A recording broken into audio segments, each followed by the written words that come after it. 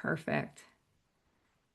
Well, welcome everyone. I'm Stephanie Hoops, the National Director of United for Alice, and I am delighted to welcome you to our 2026 State of Alice launch. We've got a great program here today. We're going to start with an introduction from our CEO of United Way of Northern New Jersey, Kieran Honda Gaudioso, then an Alice voice, and then we're going to turn to our panel of Alice champions.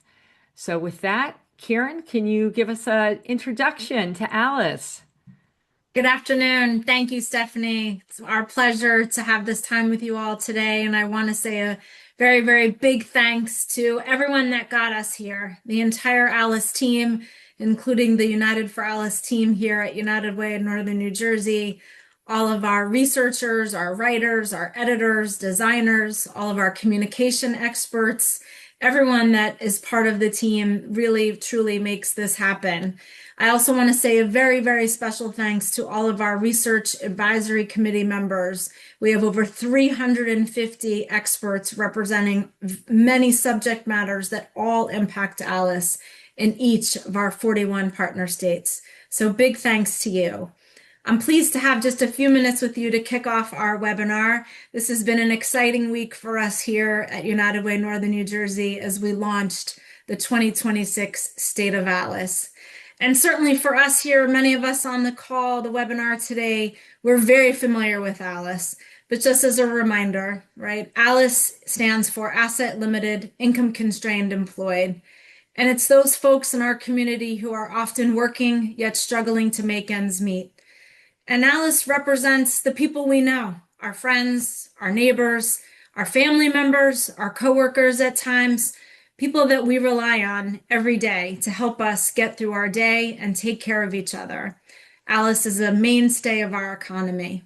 And we're really excited to bring you this report today and hear from, as Stephanie said, many members of the Alice movement, Alice champions, so they can share their perspective and how they're utilizing the data in their local communities to help support the nearly 55 million households across the United States that are either Alice or in poverty. So I hope you enjoy the program. I hope you learn a lot.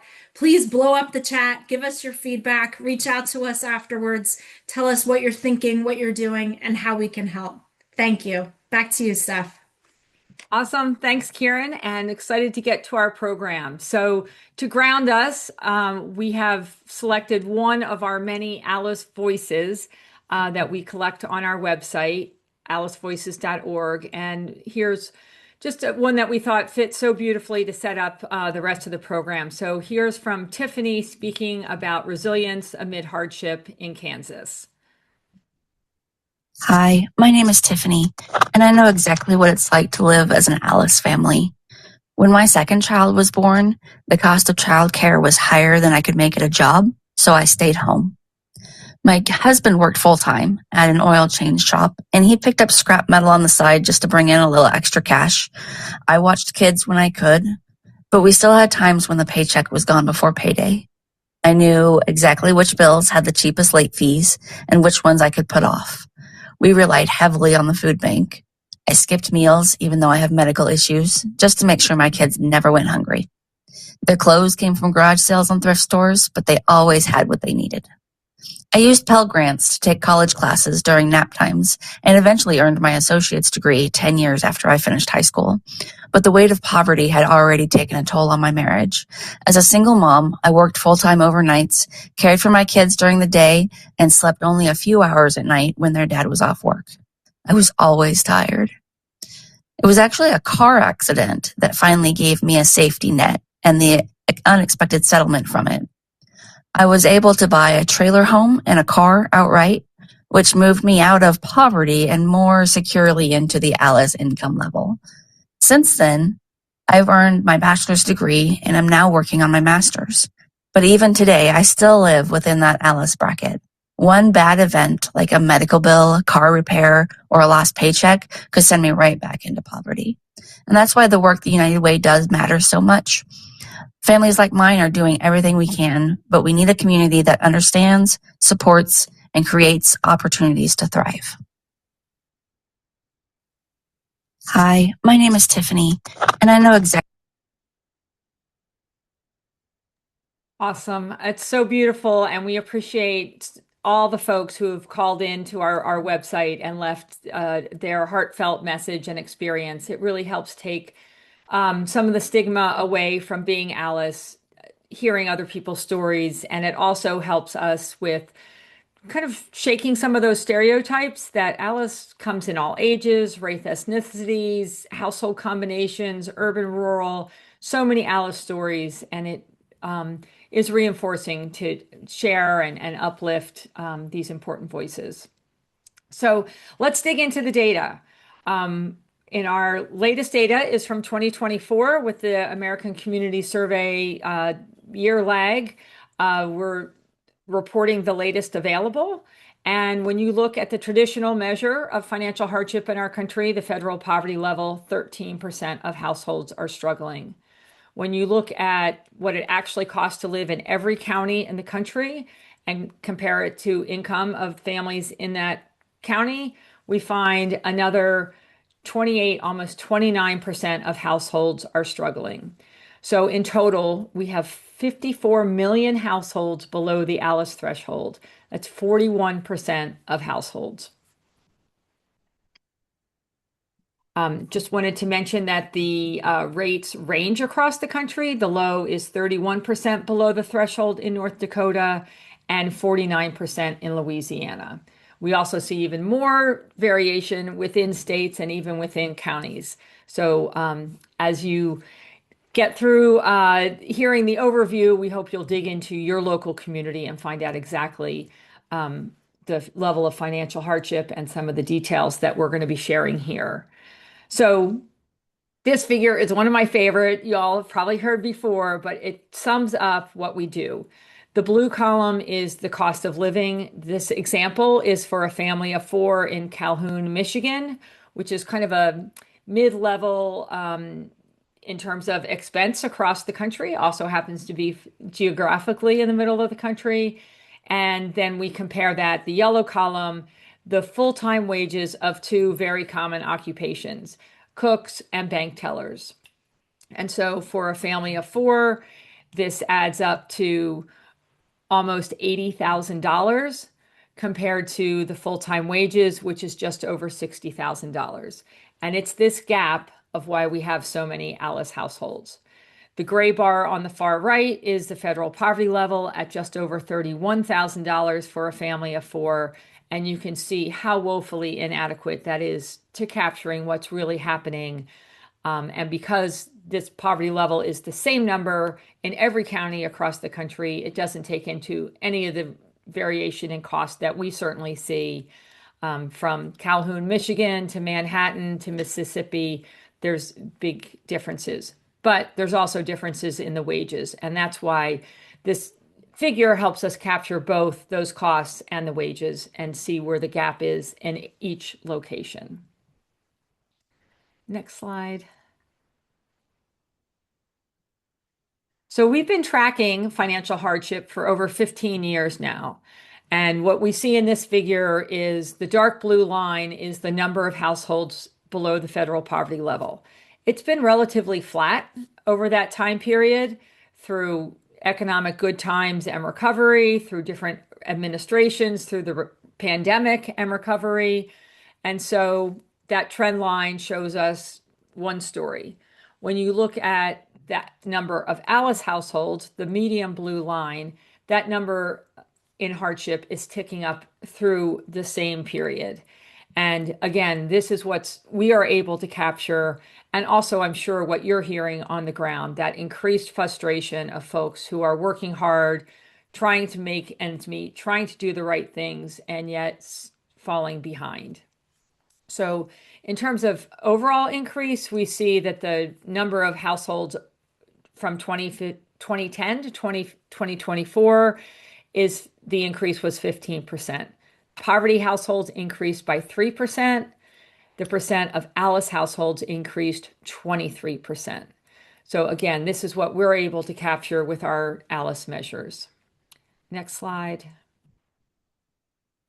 Another measure that helps us better understand what Alice families are facing is the Alice Essentials Index.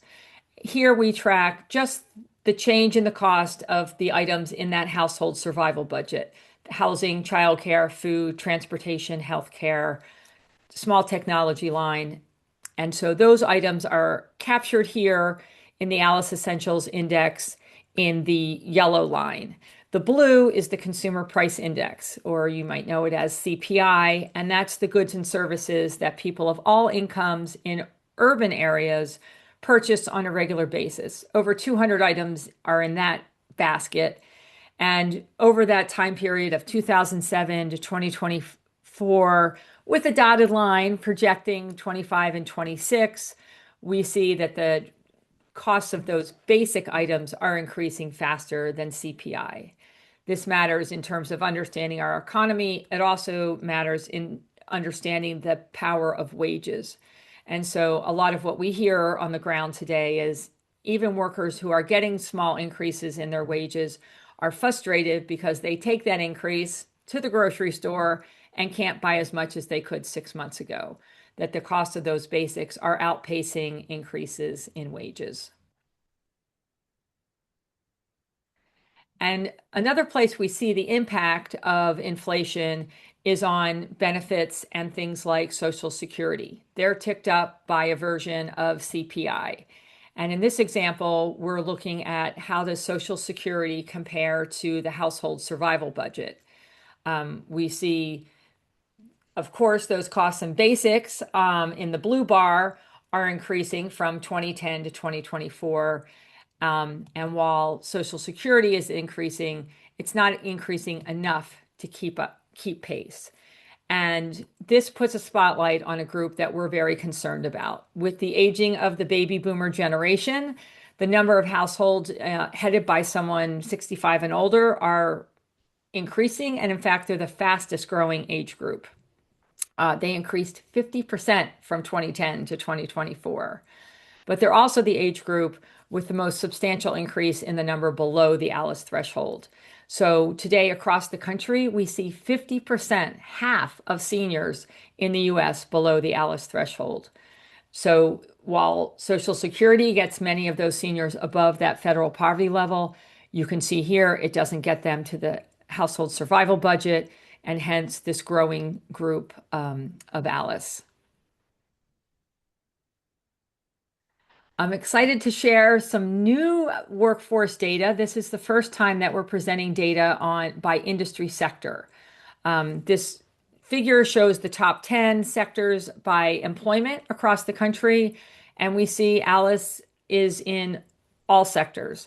The dark blue is poverty, the medium blue is ALICE. And so even sectors that you think might not have ALICE workers, finance and industry, professional and scientific services, have at least 10% below the ALICE threshold. We see other sectors with higher percentages: retail sales, accommodation, and food service. But again, ALICE is across the board. Our workforce data also includes data by occupation. And again, as Kieran mentioned, ALICE works in the jobs that we need to help our economy run smoothly. We're going to dig into that a little bit more on our panel, so I wanted to tee that up here. And then next slide. Wanted to remind folks that we've got this data at the national level, but it's really interesting to dig into your state, your county, and even below that county level with zip code, county subdivisions, census designated places, legislative districts. So check out the maps that are beautiful tables and dig into your communities. So with that, we're going to kick off our panel. We have an outstanding array here. We're going to start with Jessica Muroff, who is the CEO of the Community Foundation of Sarasota County, followed by Professor Gabriel Sanchez, who is Professor of Political Science at the University of New Mexico, and he's also the Robert Wood Johnson Foundation Chair in Health Policy. Then we're going to dig into some work data. We're going to talk with Kim Payne, the Manager of Talent Management at the Knoxville Utilities Board, followed by Dan Benson, who's our County Executive in Mercer County, New Jersey. And to wrap up for us, Dr. Nicole Cooper, who's the Chief External Affairs and Transformation Officer at United Way of the National Capital Area. So with that, Jessica, if you can come on screen. I'm here. Thank you so much for being here with us today. And It's great to be here. thank you. So with our data point on our aging population and the increase in senior households and the substantial number below the ALICE threshold, we see half of seniors in the US below that ALICE threshold and slightly higher in Florida. So wanted to get your take on how you see this challenge from the perspective of philanthropy, and if you can share any specific examples from the Community Foundation of Sarasota County. Yes, wonderful. Thank you. I can share a lot. In Florida, as you said, I think we're the second fastest growing state as far as our senior population, and especially in Sarasota County, that is a population of ours that is also growing faster than the Florida statewide average. And our seniors, they are living on a fixed income that doesn't move while rent, insurance, medication, all of those costs continue to rise. And so we're seeing a lot of folks aging into poverty. And that is something that philanthropy needs to get better at seeing before it becomes, major emergencies in housing or even in health issues.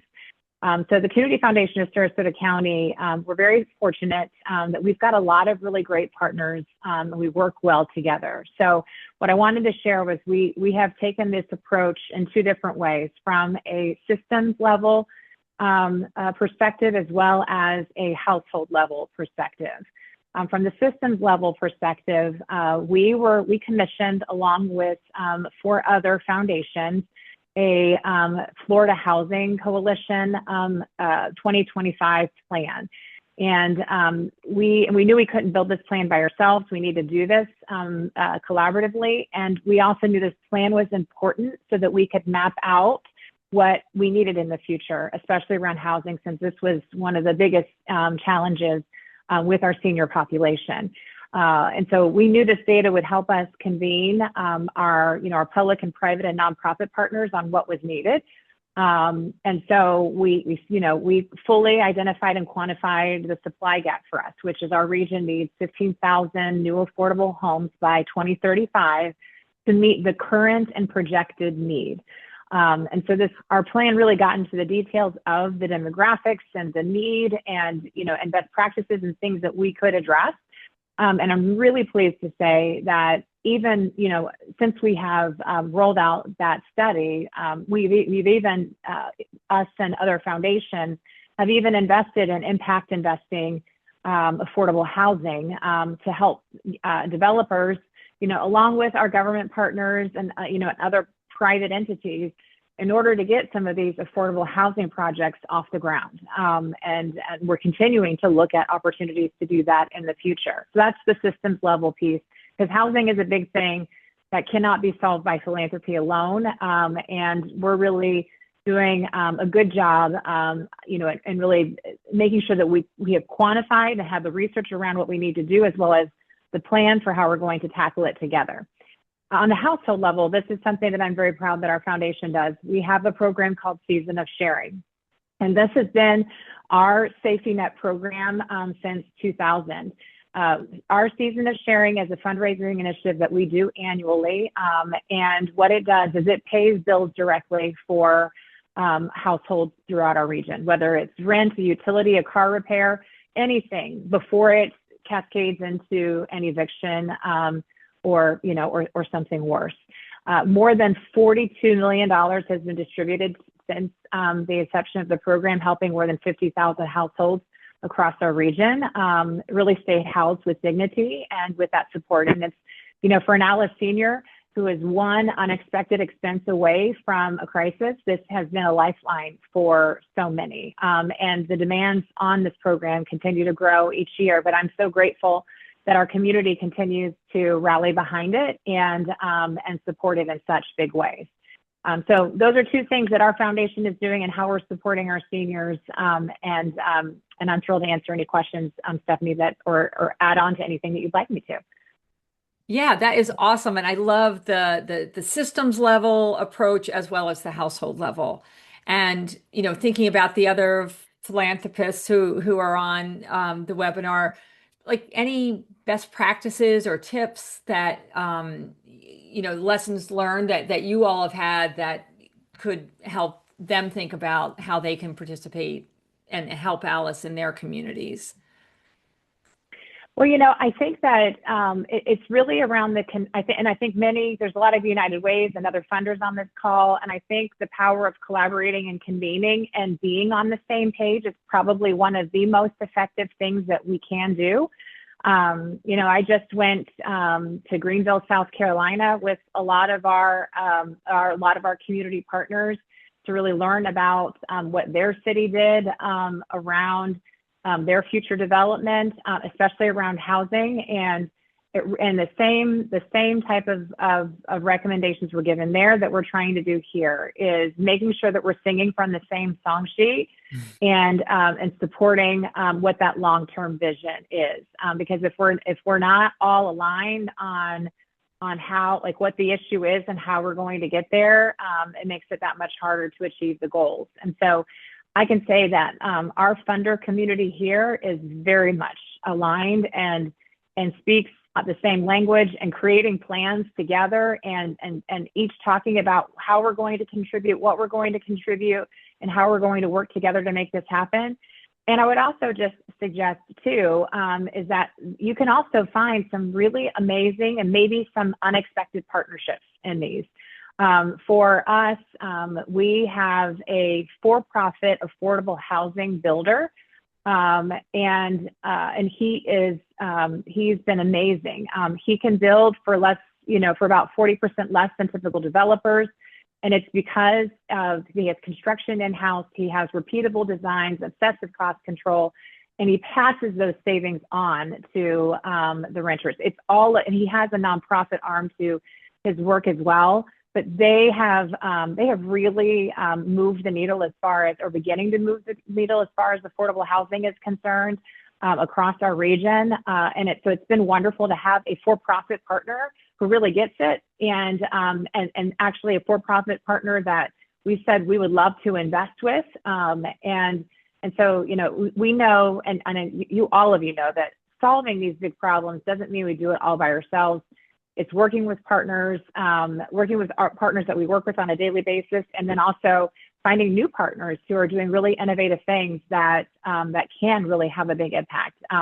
We'll even call Mark is the CEO. We'll even call Mark up and talk about the community challenges that we're seeing, and he brainstorms with us and offers solutions of ways that we can partner together, even though he is a for-profit entity.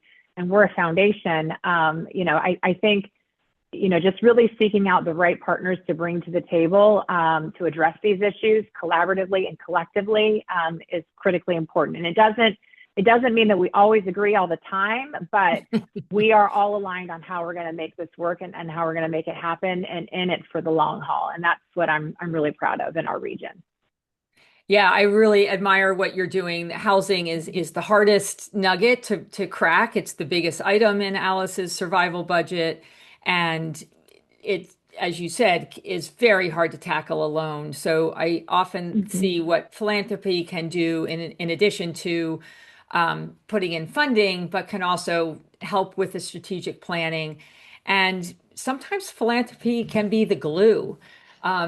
Providing a place for folks to meet, ordering lunch for everybody. And it seems like a small thing, but folks get so busy and so put in their silos. So to be able to put your money where your mouth is in terms of collaboration, of supporting what it takes to get people together is awesome. All right. Well, thank you so much for joining us. And Thank you, I Stephanie. think there's going to be some follow-up with a lot of Great. folks on the call. So, Jessica, appreciate Happy hearing to share your perspective on housing and especially for seniors. So great to see you. Great to see All right. you too. Next, I'm going to turn to Professor Gabe Sanchez, Professor of Political Science from the University of New Mexico. Gabe, thanks for joining us. Yeah, thanks for having me, Stephanie. It's been a great conversation already.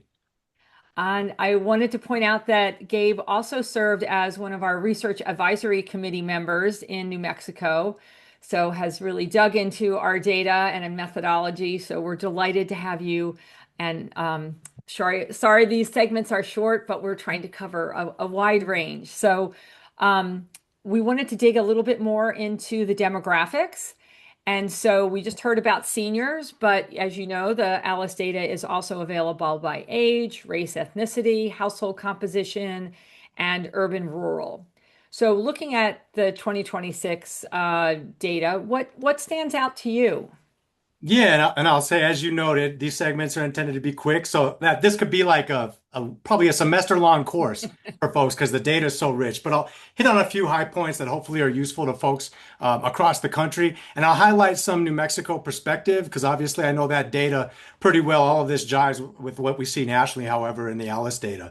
I'll start with a brief follow-up on the implications of what we've already heard about our senior population.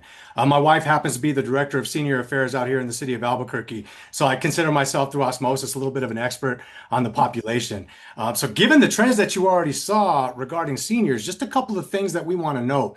And for folks not, familiar with New Mexico, this is particularly important for us because we're actually the state that's aging the fastest anywhere in the country. Within 30 years or so, New Mexico will be the oldest population in the nation. So we're looking very closely in our state at these numbers and trying to figure out what some of the implications are. One thing to note is we know that many seniors are taking care of their grandchildren, and this number is growing every year. In fact, a growing number of grandparents are now the primary caregiver of children across the country. And that's particularly the case among Latino families. So as we think about solutions and implications, finding paths to support these seniors financially who are going a long way, right, to solving households, challenges because they're supporting with healthcare could really help address some of the underlying trends that we're seeing pop up in the ALICE data, thinking through how to support those families in this way. This is also important for us to think about, even in the context of states like New Mexico, where we're seeing almost universal and in many cases fully subsidized childcare available to residents. We still see in a lot of the data that we look at that New Mexico has the highest percentage of families that rely on grandparents for childcare. And that tells us it's not always about the money, it's about trust in the systems. Do you rather have your young children with family members, etc.? So I expect we're going to continue to see that trend of grandparents playing a very vital role in childcare provision. So we should think about compensating those folks, finding resources, etc., that I think will go a long way to helping address some of those challenges we see specifically with seniors. But let's talk a little bit about racial inequalities or the numbers as they pertain to race, which is, my primary area of expertise. I focus on race policy at Brookings, where I'm a senior fellow, run a couple of different centers that focus specifically on race inequalities. So I want to spend some time looking at that. And again, I'll reference national numbers, but just for folks who are not familiar with the New Mexico context, racial inequalities are particularly important in our state, given that our underlying demographics are pretty unique anywhere in the country. Many of you might be aware that New Mexico is one of a handful of majority-minority states, but if you look closely at New Mexico's numbers, this is important for us to think about how they translate nationally. Roughly half of our population in New Mexico is of Hispanic origin, another 12% or so Native American, and you add the African American and Asian American populations, roughly 65% non-white. So any inequalities that we see in New Mexico in the ALICE data based on race are going to have huge implications for the outcomes that we see in our data, just giving those underlying demographics. Other states like Texas, Mississippi, et cetera, that have high non-white racial and ethnic populations have the same challenges associated with underlying racial inequalities in the ALICE data. So just some numbers for you. I don't want to spend too much time dizzying your heads with numbers. You can pull these out in the ALICE data, obviously. But when you look at this year's data, we see that well over half of Black households, of American Indian or Alaska Native households, and Hispanic households, well over half of each of those communities are below the ALICE threshold to begin with. So these are the families particularly struggling financially, much more so than non-Hispanic whites. So we see, unfortunately, that race is a big factor in just looking at the underlying demographics associated with the ALICE data. But one of the biggest selling points, I think, to the ALICE data is the ability to dive much deeper into the data and look at internal variation across racial groups, right? What a lot of us researchers refer to as intersectionality, right? What intersections do we see based on race and other identities or underlying demographics? And one of the most eye-popping disparities, in my opinion, across the data is in regard to the intersection of gender and race, right? As demographic factors intertwining with each other, if you want to think about it that way. Somewhat expectedly, if you know data well, but eye-popping number for all of us is the fact that female-headed households, so households with children where a single mother is the primary caregiver, right? Those have the highest poverty rates and the highest ALICE rates, right, of any subgroup. I believe, don't quote me on this, but I believe when my team looked at any subgroup of the data nationally or in New Mexico, that was the highest number of any subgroup you could cut with the data. Staggering statistic, almost 80% of these single women-led households are below or at ALICE, which is much, again, higher than any other demographic group we can look at in the data. So I want to draw your attention to, if we think about, okay, what's the numbers and how did we get here as a nation? In my opinion, this is driven largely by gender differences based on just pay levels, right? Looking at the ALICE data, for example, I think 2023 or 24 is the most recent data in there, isolating full-time year-round workers, right? So we're like comparing apples to apples and not seeing any differences based on whether women are less likely to be in the workforce, et cetera. But those workers make roughly 83 cents on the dollar of a man, controlling for a number of different factors that could explain anything other than gender, right? That's a huge number, 83 cents on the dollar paid to men. If that number is not already scary enough for you, let's look at the gap when we look at the intersection between race and gender. Right, those numbers get alarming. I'll reference New Mexico numbers. They're similar, right, at the national level. But when we look at cents paid per dollar of men, here in New Mexico, the numbers are 54 cents for Native American women, 60 cents on the dollar for Hispanic women. So huge disparities just based on gender. When we look at race and gender combined, that's where we see, right, the huge gaping numbers. As I close out, at least on this question for you, what I want to raise for you, and this again is New Mexico context, but I think it gives everybody on the call, hopefully, an opportunity to ponder and think a little bit. If you look at those numbers based on race and gender in New Mexico, eye-popping, scary, we should all be ashamed to see numbers like that. Why this is particularly troubling in New Mexico is, if you don't know about New Mexico politics, we're a leader in many ways on what we refer to as descriptive representation, right? So if I'm talking about race, New Mexico has the greatest ratio of Hispanic members in the legislature, Hispanic leadership in the governor's office, etc. What a lot of people don't know, however, is we're also a great leader in gender representation politically, have among the fastest growing ratio of women in our state legislature, I think the fastest in the nation. And we've been led by two female governors of color in a row, one Democrat, one Republican, right? That's 2 terms each. That's 16 years of female leadership in the governor's office. No other state even comes close to that. And you add to that, I'm a political scientist that makes political projections for a living. My numbers suggest New Mexico will be led by the first Native American female governor, is what the tea leaves tell me is going to happen in our general election. So that would be another 4 to 8 years of, again, female governor leadership. That's amazing. That's awesome. We should celebrate that. But how do you reconcile those two numbers? Female leadership in executive offices in the legislature that is almost unheard of anywhere else in the nation, but among the leaders in pay equity as it pertains to females of color, again, in a state that's led by females of color. So I like to always leave people with that because I think it helps speak to what can we do about these inequalities that you see in the ALICE data to begin with. Gabe, that is such a great way to dig in and also highlight some of the many ways that you can look at the data and ways to focus our attention on what we can do with the data. So really appreciate your service on the Research Advisory Committee. Love hearing about what's happening in New Mexico. We started off in Florida. Now we're finishing up New Mexico and we're headed to Tennessee next. Wow. So thanks for Wonderful. joining us. Thanks for having me. So we're going to turn now and look at some labor force, and I'm delighted to welcome Kim Payne. She's the Manager of Talent Management at Knoxville Utilities Board, and she also participated recently in the Alice at Work program, which is a course and a program to help employers understand Alice and their workforce and how they can do better. So with low unemployment and many employers struggling to attract and retain good employees, Alice at Work is a way to help build that win-win for employees to do better and employers to do better.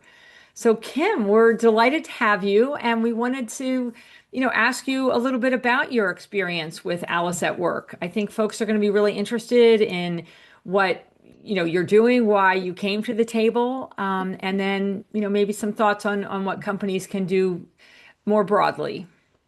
Sure. Well, thank you for having me. I am excited to share a little bit about KUB, as well as our experience with the Alice at Work program. And so just a little bit of background, Knoxville Utilities Board, we are an independent agency of the city of Knoxville. And so we provide 5 essential utility functions. So electric, fiber, gas, waste, and water and wastewater. And we serve 520,000 customers across Knoxville and portions of 7 surrounding counties. And so why is that important? We employ a lot of people, right, to meet the expectations of our customers. And so we have over 1,300 employees that work for us. And so the labor market just continues to present some challenges, both from recruiting and retaining talent. And so as a part of a utility organization, I'm sure all of you can imagine, we remain committed to being responsible stewards of our ratepayers' dollars while continuing to meet the needs of both our customers and our employees.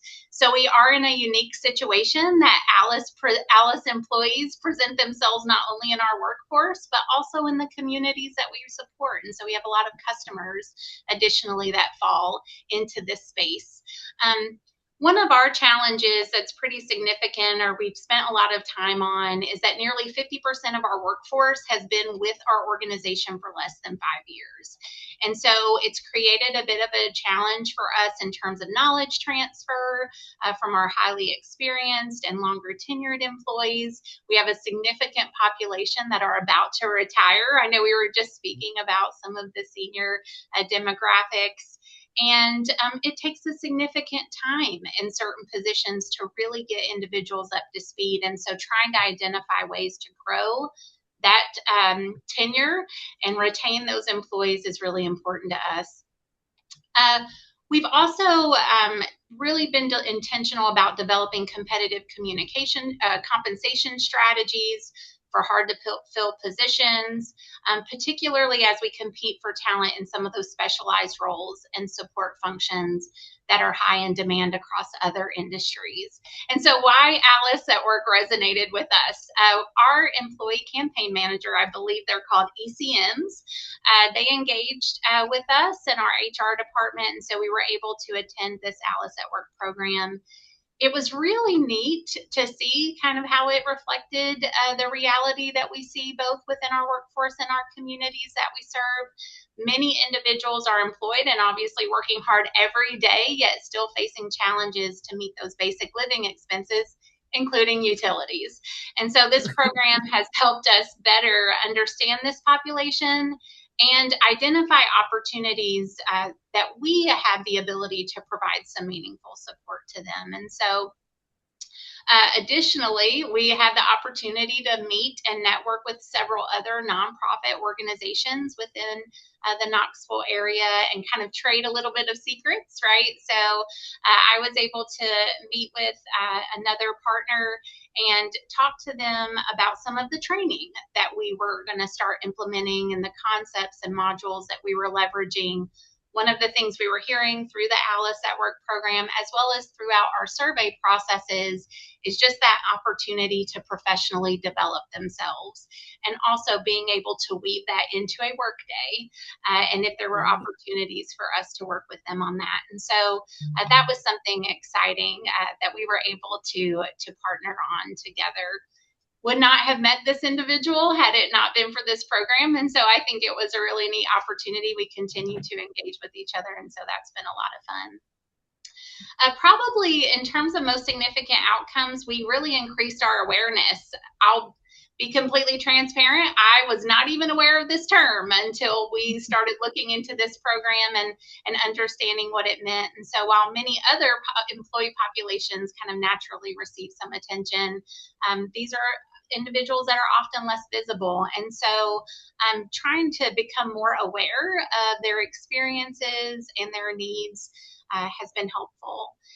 So we used some of the data in our, we incorporated ALICE threshold and salary data alongside our existing compensation survey data, and has provided a good perspective, a new perspective, as we evaluate some of our compensation strategies. As I mentioned, we've really spent a lot of time focusing on employee development and exploring ways to make training for professional growth opportunities more accessible, more intentional. We've expanded our leadership development programs to a year-round model. We've incorporated some concepts and characteristics that we would like to see. We've created targeted training for specific departmental needs, and so that's helping that independent contributor continue to grow in the space that they're already working in. And career growth, right? So how can we be more intentional about conversations around what possible career pathways do you have within the organization?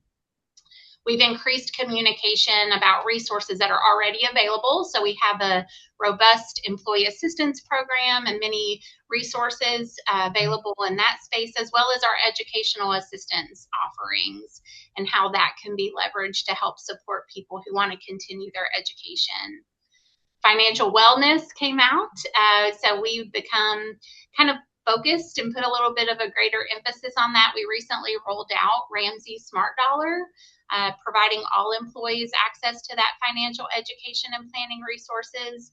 And so beyond kind of those internal efforts, if you will, we've continued to explore some workforce development opportunities within our communities. So things like reviewing our apprenticeship programs that require little to no prior experience in some of our operational spaces, expanding our student and early career programs to create additional pathways, and kind of get utility careers out there as a really good opportunity for folks to pursue a career. Some early outcomes, and maybe some ongoing improvement. While it's still too early for us to directly attribute specific outcomes, I think we're encouraged by several things. We've had employees report feeling valued and supported. I think they see that some of these efforts that we are focusing on are people-focused and being intentional. We've also received a ton of positive feedback about the Smart Dollar and financial resources. So we're currently exploring some additional opportunities for financial wellness resources that are like group learning sessions that can happen during the work hours and create more of a conversational approach. Today, our employee listening strategy, in case it's helpful for folks on the call, includes like 90-day surveys. We do exit surveys, and we do dashboards through the platform that we leverage to help identify trends. And we've just recently began collecting those and making them real-time dashboards for our leaders and real-time for us so that we can start to see kind of those common themes and threads that play through. Previously, we did an employee experience survey. And so what was really neat as part of the ALICE at Work program is a lot of the feedback we received from our holistic employee base was mirrored with some of the things that we could do for in support of our ALICE employees. And so we're actively addressing some of the action items that came out of that survey and being intentional with allowing those things time to grow root and create a meaningful impact before we survey again. Oh my gosh, you guys are doing so many good things. And I think it's amazing to share what you've done. But I think it's also clear that I think you just finished the program like 6 months ago. You were already doing things that were helping ALICE. And so to be able to raise those up, maybe expand them, build on them. And so I really appreciate you being also vulnerable and saying, hey, we want to learn, we want to do better. and that you're seeing some good results already. I hope that we'll have you back in another year or two, and you can share, more things that are happening. So, Kim, thank you so much for joining us today. Thank you. All right, we're going to shift now to New Jersey and joined by Dan Benson, who's the county executive in Mercer County, New Jersey. And so we can hear some things that companies can do to help their employees, and yet there's a limit to what one company can do. And maybe local government can fill in some of those gaps. So we're delighted to have Dan with us today. And maybe you can share some of the things, when we've known each other for a little while now, and I've just been so impressed with the range of creative things that you're doing there in Mercer County to bring down the cost for Alice families. So maybe if you can, share some of the challenges and the ways that you're tackling them, I think that they'll resonate in other local governments as well. No, absolutely. And thank you so much, Stephanie. I'm relatively new to this position, a county executive job like county mayors or county judges in other places. We're really responsible with making sure the social safety net flows through us, whether they're state flow-through funds or federal flow-through funds. We're the kind of guarantors to make sure, whether it's direct services or partnering with all the nonprofits that we work with as the contract delivery. And so we really touch upon so many of the Alice families in a lot of different ways.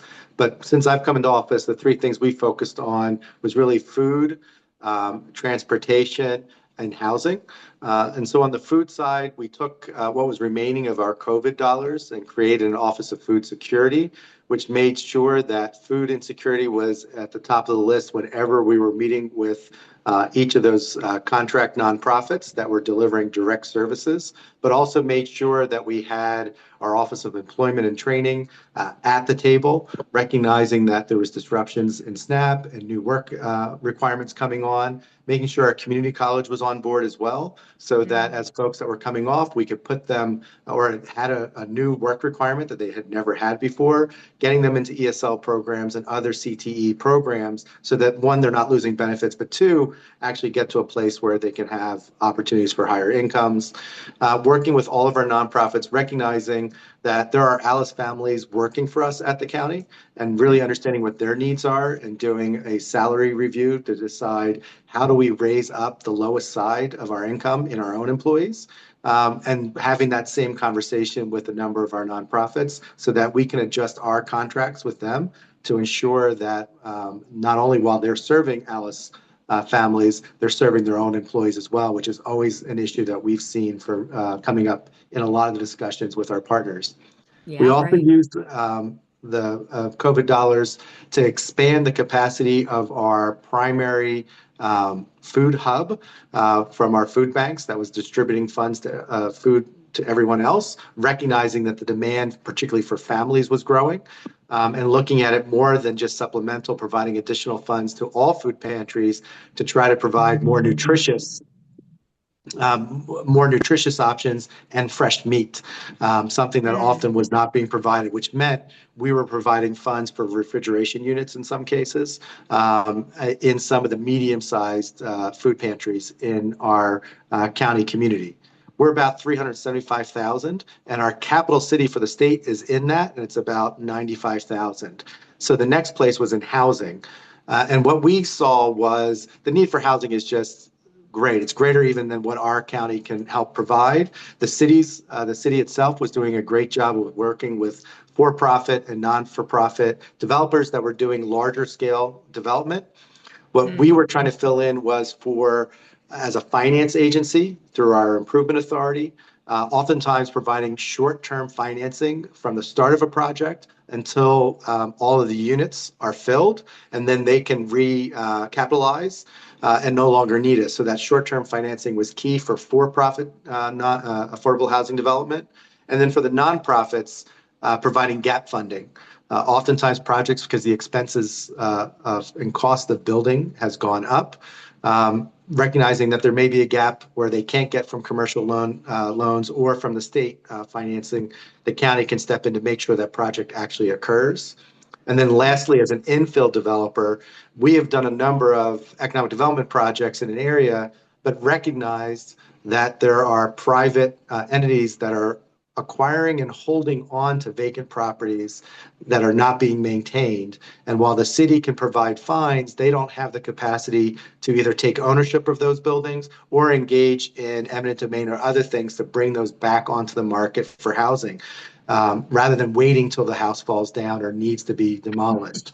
And this is what normally happens in a city. And so we've stepped in a number of these neighborhoods as a neighborhood stabilization, reaching out to the owners, seeing if they have any plans with the house, seeing if they needed help to have a plan to bring that property back online. If we cannot get in touch with them, we start the eminent domain process in these 1 to 4 unit properties along the stretches that we are seeing other economic development, so that we can not only fight blight, but also do that double whammy of making sure we're putting smaller units back onto the market in these key areas where private economic development is already occurring.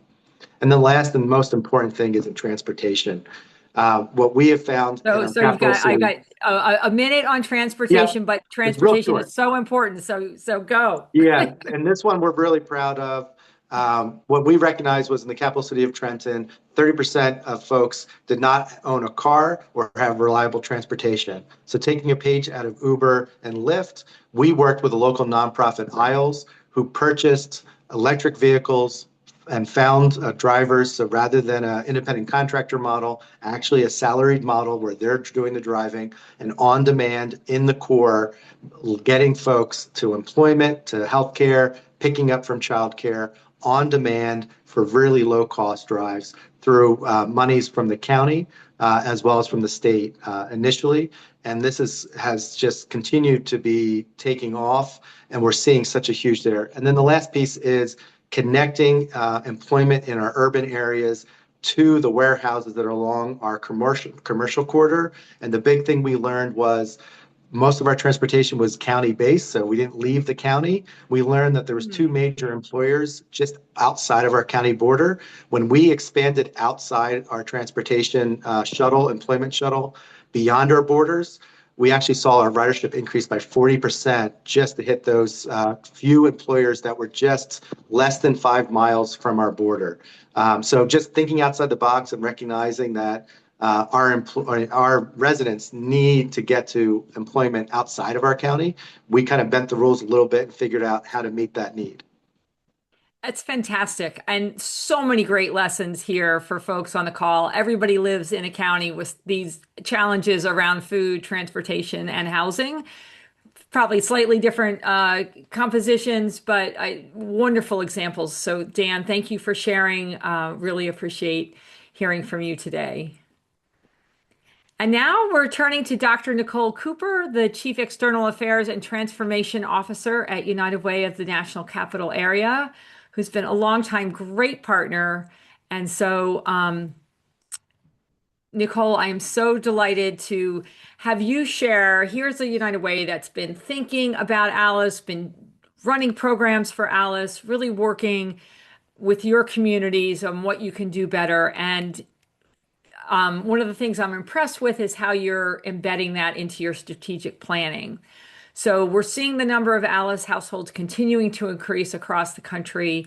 Maybe you could share, how nonprofits can plan for the future, should be planning for the future, and maybe, give us an example from your United Way. Sure thing. Thank you, Dr. Hoops, and good afternoon to you all. I'm very happy to be here with you all, really rounding out the webinar today from the local United Way perspective. So thank you for having me. I help to lead the United Way of the National Capital Area, and I can share right out the bat that we put our Alice data into action every day, and I'll say a little bit more around how exactly we do that. But first, I want to share that we've been proudly serving the National Capital Area for nearly 100 years. For those who don't know, we serve 18 jurisdictions surrounding and including Washington, D.C., and our neighboring counties in the state of Maryland and also in Northern Virginia. So with the release of this updated ALICE data, it really helps us to tell an important story. As we all know on this webinar, the numbers we're sharing today reflect what life looked like in 2023 and 2024 before very dramatic shifts happened to our economy and were experienced over the last year by all of us, including ALICE families. So this new release of data provides us with a valuable baseline, a picture of how working families were already struggling to make ends meet even before the headwinds that we face today that I want to talk a little bit about. So at this time, of course, we all agree, too many households are doing everything right. They're working, contributing, raising families, still finding their paychecks don't stretch far enough to cover the essentials. And so we are trying our very best here at the United Way of the National Capital Area to look at it through a different lens. Over the past year, for example, over 100,000 jobs have been lost across our region in and out of Washington, D.C. We're deeply concerned by that. It's created great uncertainty for thousands of families and reshaped our workforce in major ways. Recovery, we know, will take time as investment and economic activity remain below previous levels.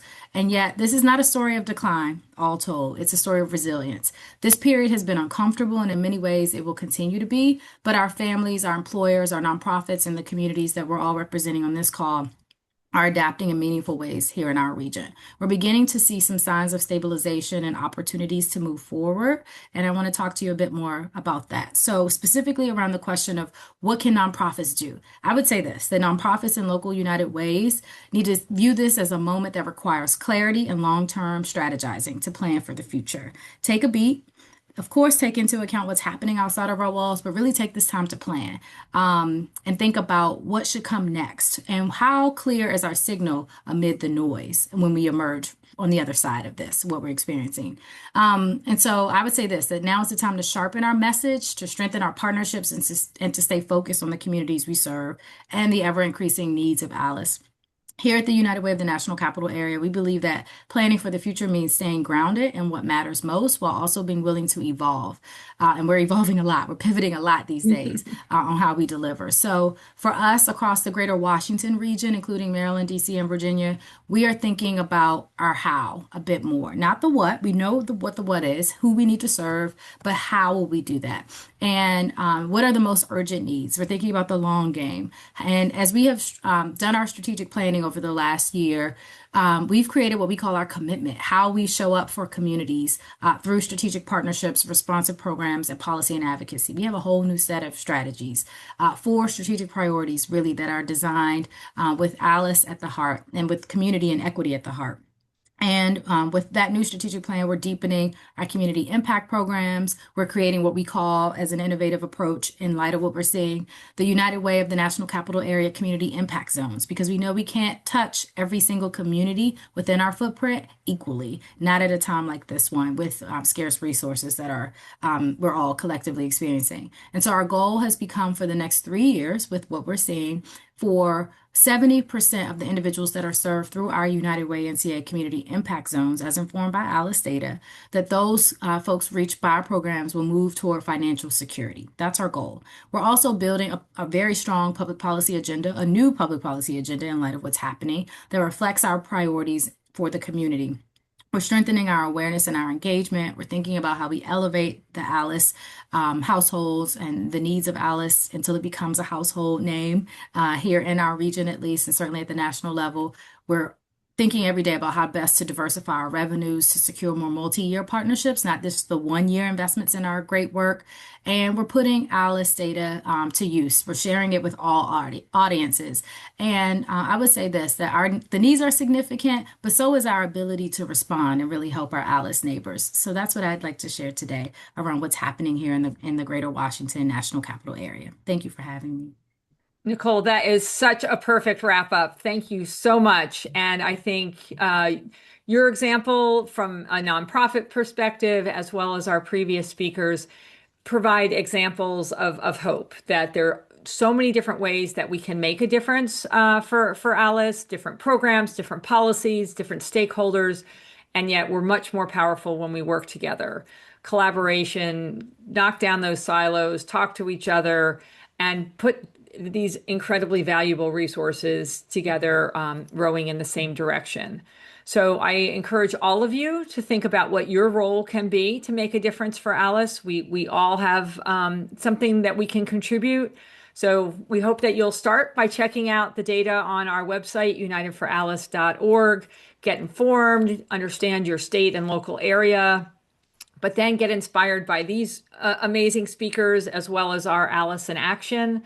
And also our Alice voices. Just when you hear from Alice, it gives you even that much more incentive to do more.